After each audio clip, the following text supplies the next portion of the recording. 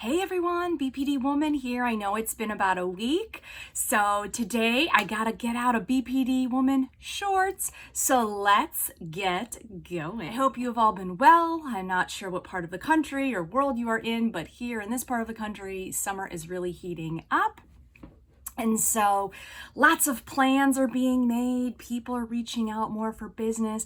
And so today I wanted to talk a little bit about that in relation to making plans and communication and the phone.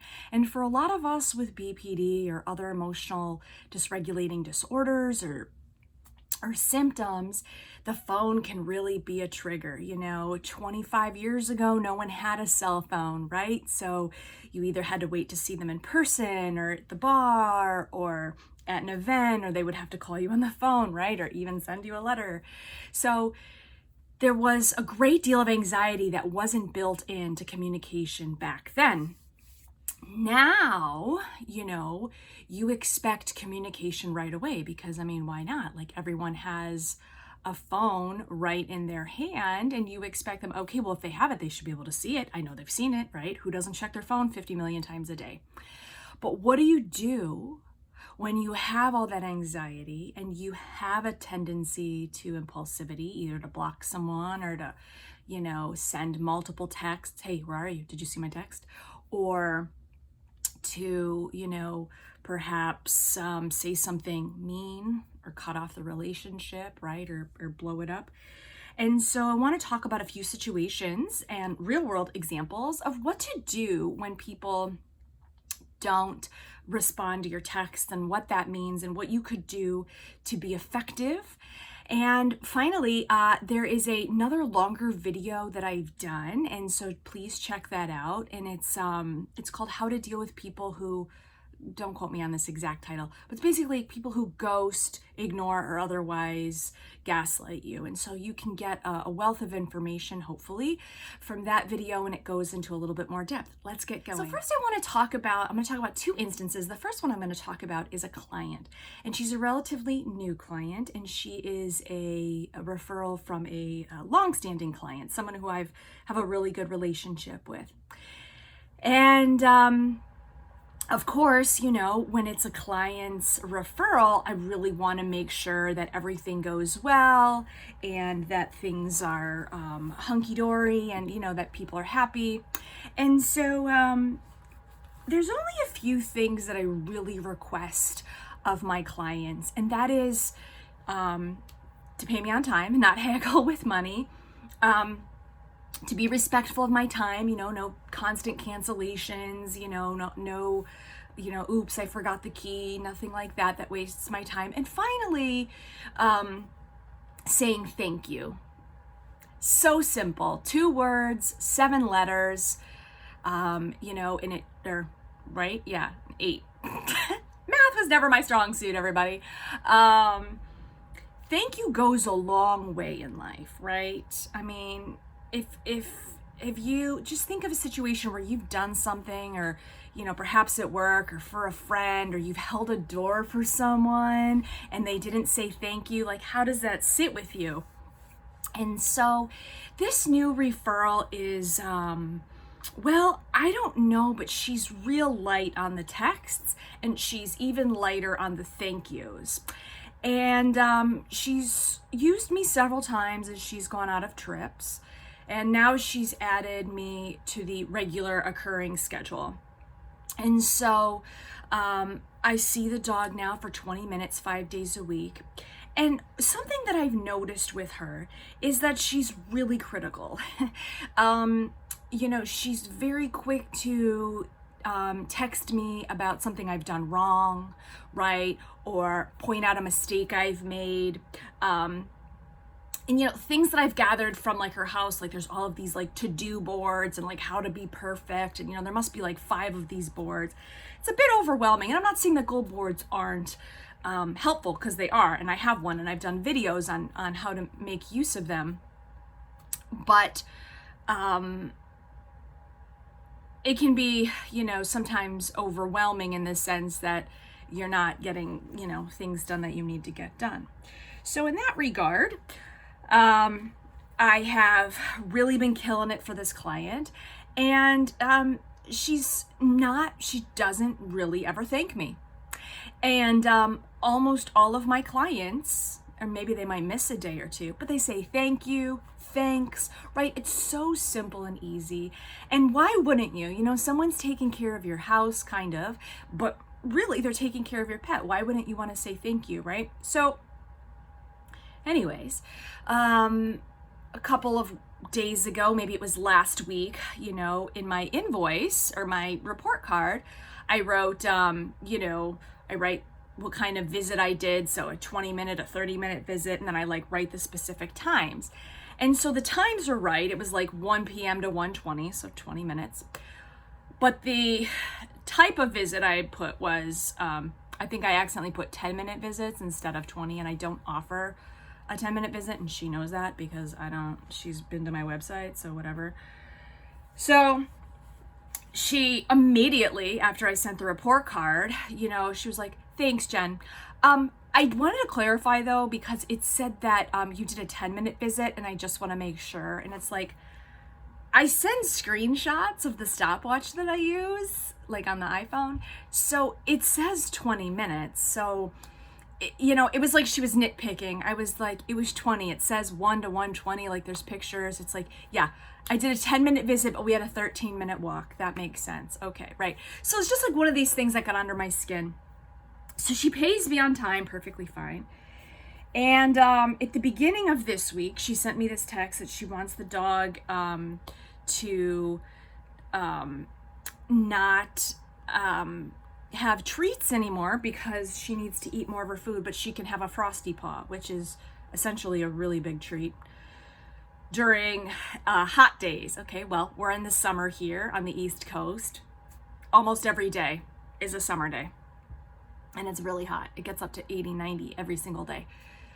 So yesterday, or the day before, I forgot to give her ice cream or whatever. And so after the report card, this nice long length report card, she didn't say thank you. She didn't acknowledge anything positive, but what she did have time to do was send a text that says, did she have her ice cream? Question mark, question mark, question mark. Okay. So I didn't respond because I'm like, okay, you know what? You're being a nitpicky little biatch is what I think you're being. And I don't try thank you. Like I almost replied with, you're welcome. I didn't, right? But I let it go. I'm like, okay, you know, I have other clients to service. I want to stay positive. So the next day I did reply to her, and within my report card yesterday, I asked her for clarification on the ice cream, and I had put the ice cream in a little bowl for the dog, and I mean, where else would you put it, right? And I had told her that I'm having trouble with the lockbox. It's not opening, that I had to like actually use my knife to pry it. So my policy is if I can't get access to the house, whether it's a faulty lock or a faulty lockbox, and this is in my paperwork and on my website, you don't get a refund. The dog doesn't get walked. That's just how it is. I'm not spending 5 minutes trying to figure out how to access your house. It should be very easy. So yesterday in my report card, again, it was really long.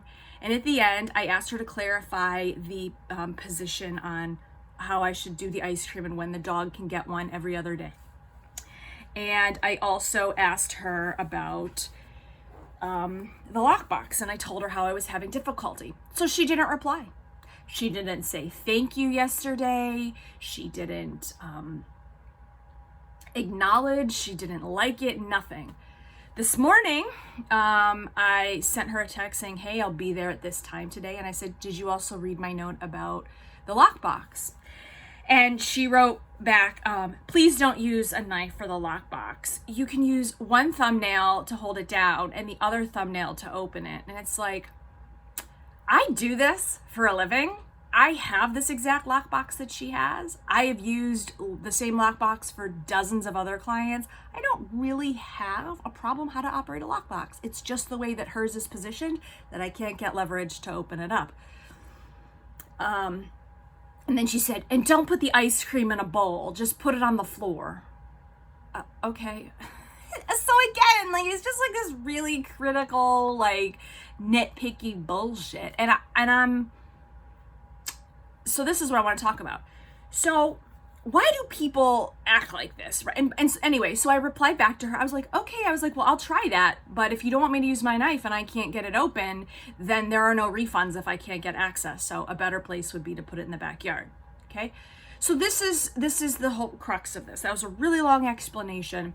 But when people are being difficult, or people are being critical, or people are not recognizing your good work, and obviously this is my work setting, so this happens a lot with work. People don't say thank you, they just demand things, or they're quick to point out your negativity.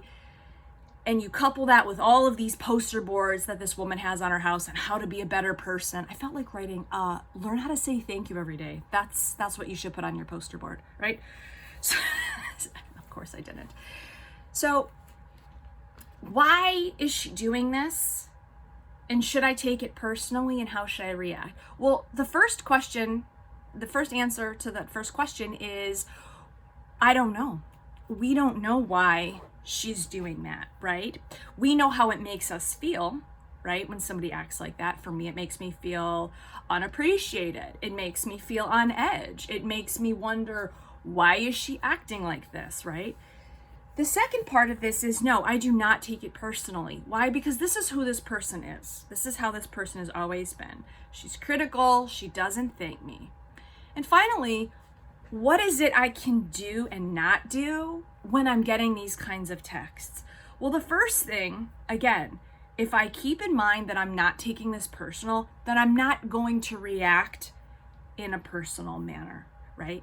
This is a business. I have to remember, how do I want to come off? How do I want to appear? Well, I want to appear professional, right? I want to communicate the policy, right? If she's going to be all business, I'm going to be all business. Things I'm not going to do. I'm not going to engage in a tit for tat. I'm not going to say, are you going to say thank you? I'm not going to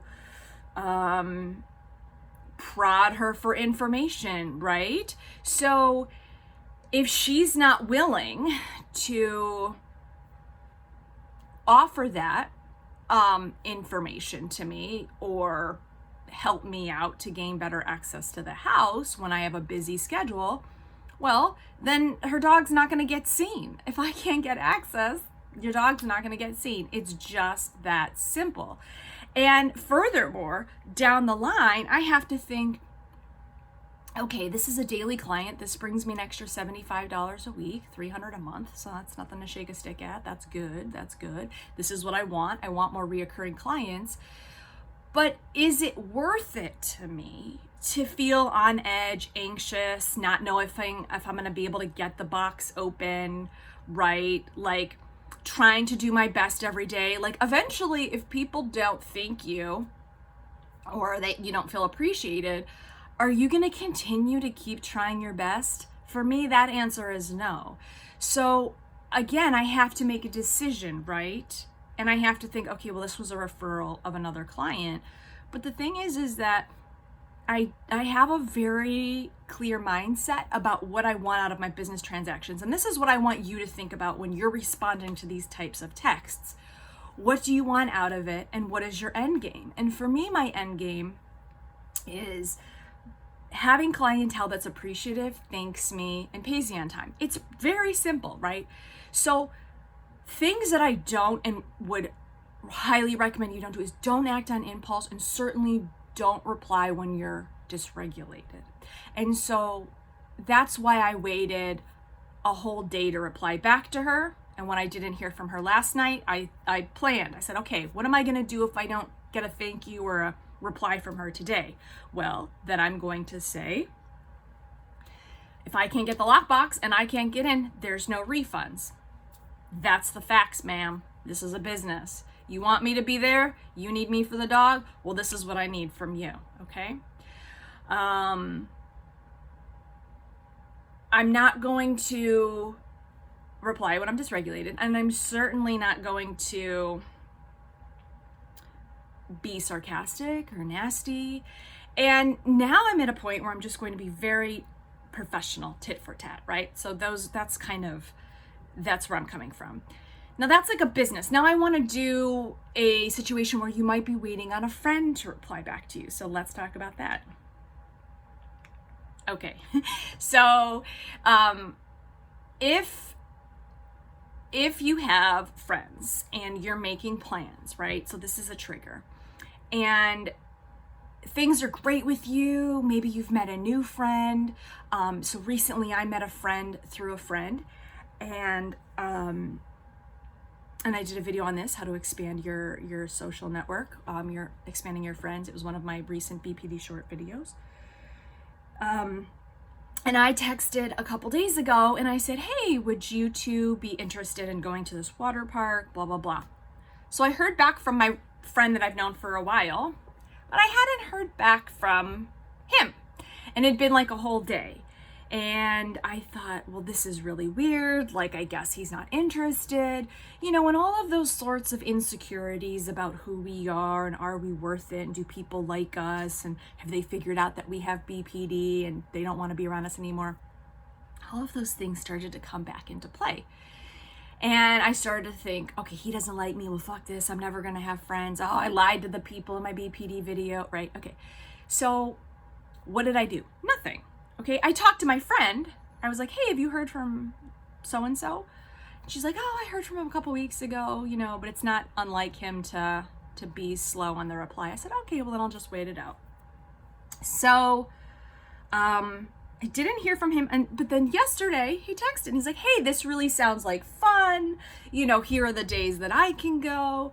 And so I thought, okay, well, see, this is great. Now, again, what did I feel waiting for that text? Anxious. I had to wonder, you know, sitting in the boat steady and wondering